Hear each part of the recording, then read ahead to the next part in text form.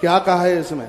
इसमें कहा गया है कि भगवान को सुलाते समय आप फूल पत्तियां उतार लीजिए, चावल उठा लीजिए, लेकिन भगवान के ऊपर से चंदन कभी भी ना उतारे, चंदन ना उतारे। आपने बहुत लोगों को देखा होगा, हनुमान जी के पास जाते तो हनुमान जी के विग्रह से वो उसमें से सिंदूर उतारते हैं। हाँ, हनुमान जी का सिंदूर बाएं चरण से, छाती से नहीं, विग्रह से नहीं, बिल्कुल भी नहीं, कभी भी नहीं।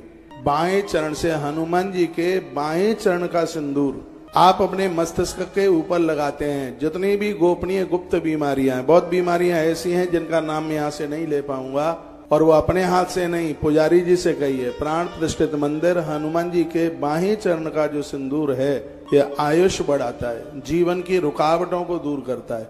अब बात रही भगवान महादेव की, तो इसमें भगवान शंकर नंदी को कथा सुना रहे हैं। सूत सोनक ऋषियों को कहते हैं, तावत दूरम न कर्तव्यम न याव चंदनम क्षिपेत।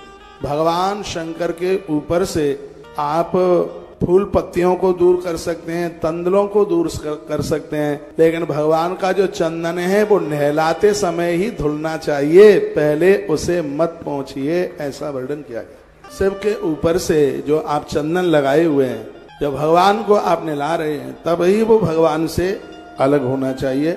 शिव को चंदन चढ़ाने से संपदा बढ़ती है। मैं एक श्लोक बोल रहा हूँ, चंदनम महत पुण्यम सर्व पाप प्रणाशनम। आपका ध्यान मेरी तरफ हो, जितने भी मुझे सुन पा रहे हैं सबके घर में चंदन। महादेव की पूजा चंदन के बिना होती ही नहीं है, समझ लें आप। जैसे सालराम भगवान की पूजा तुलसी के बिना नहीं होती, शिव की पूजा चंदन के बिना हो नहीं पाती है। महादेव के लिए चंदन, भस्म, समीपत्र, बेलपत्र, ये चीजें हमारे भाग्य को बदलने वाली हो जाती हैं, और ये चर्चा वही हो रही है। चंदन महत पुण्यम सर्व पाप प्रणाशनम। चंदन हमारे पुण्यों को बढ़ाता है, पापों का नाश करता है। आपदा मप हरतारम, हमारे ऊपर कोई आपत्ति चल के आती है, चंदन उसका भी हरण कर लेता है। और क्या करता है? लक्ष्मी तिष्ठति सर्वदा। नारायण की गृहिणी माँ लक्ष्मी अपने पति को लेकर के घर में आके बैठ जाती है।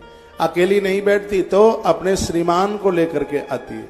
आप में ऐसी बहुत माताएं हैं जो अकेली नहीं जाती, अपने पति के संग लेके जाती है, पति को संग लेके जाएंगी, या बेटों को लेकर के जाती है। लक्ष्मी माँ भी दो के साथ चलती है, या तो वो गणेश के साथ चलती है, गणेश को अपना बेटा मानती है, या फिर वो नारायण के साथ चलती है जिसे वो अपना पति मानती है। और लक्ष्मी जब अपने पुत्र गणेश के साथ चलती है तो फिर धन बुद्धि को नहीं बिगड़ने देता, और वही लक्ष्मी जब नारायण के साथ चलती है तो घर में इतनी बरकत होती है कि घर में फिर किसी वस्तु की, किसी चीज की कमी नहीं होती, और वो धन हमेशा याज्ञिक कर्मों में लगा